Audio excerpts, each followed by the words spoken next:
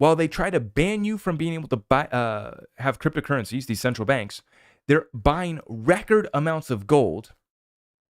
And we go back to the last time that they did a buyback, back to 1933. They did a little buyback of the gold. Let's remind everyone that was falling asleep in history class and forgot that they did do a buyback, at a cheap price, set it at a higher price, screw over the American people. That's our precedent. That's our fight. That's what we're up against. The equivalent, and this is shared by Rob Kent's Gold Silver Pros on Twitter, the equivalent of $1,770 of gold purchased in 1933 would be roughly $151,000 today. Let that sink in. So we have 1 ounce of U.S. gold today at about $1,700, which I guess that, yeah, gold is trading right below $1,800. I haven't taken a look at where gold's at recently. But back in 1933, you could have bought 1 ounce of gold for $20. $20, which is, it's interesting because that's the price of silver right now. It's about just over $20, right? But you could have bought 1 ounce of gold, 1933, and that's actually the price that they bought it back at, I believe, is $20.67, around there. They bought it back for $20, and then they set it to 1 ounce of gold equals $30. Over $30, it was $35, right? But if you would have taken what it takes to buy 1 ounce of gold now, 1,700 of the fiat funny money in 1933, you invested that same $1,700 into gold back then, it would be worth $151,000 today. That's a pretty incredible return. And it's a pretty incredible demonstration of the destruction of the value of the US dollar. Now, Peter Spina, Gold Silver Maximalist, puts out this tweet. You have $20,800. Do you buy 1 Bitcoin or do you buy 900 ounces, Silver Troy ounces of silver? So another similar comparison that we have here today. Would you rather, with about $21,000, would you rather have 1 Bitcoin or would you rather have nearly 1,000 ounces of silver? Now, folks, you know what I would rather have.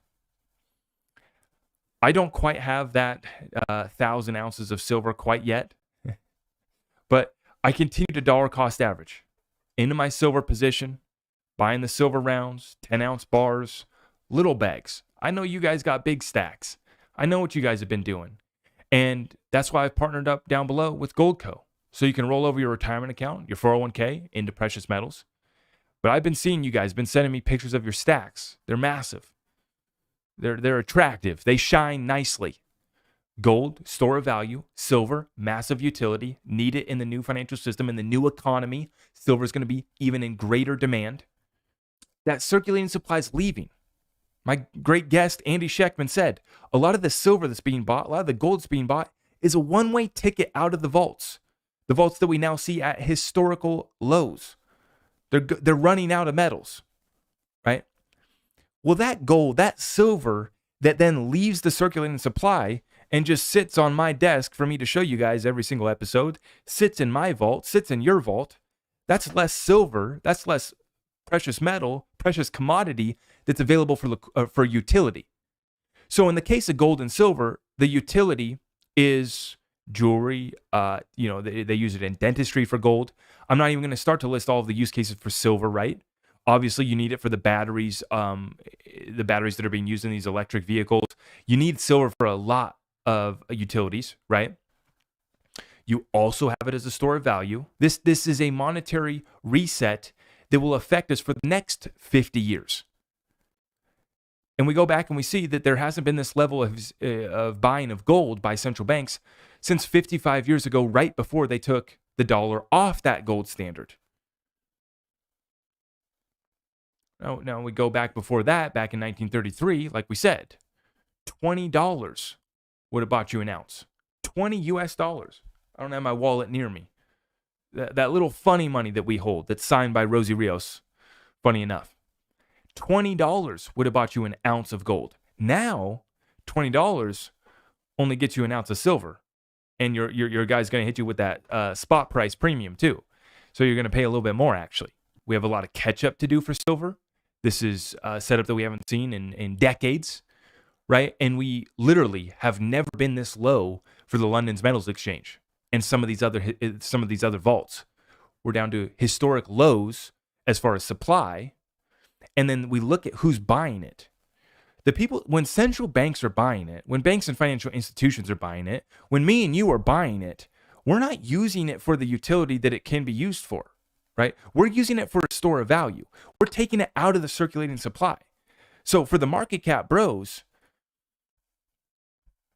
that supply number gets changed. So your numbers get changed and you're going to realize a higher price if the demand continues, and the demand just continues to grow for silver and gold. Not only for people buying as a store of value, but people that want the utility. I am your host, Zach Rector. I really appreciate all of the love and support. If you want to support the channel, just remember that you can start by smashing that thumbs up for me, sharing this content far and wide, and everything else is at my website.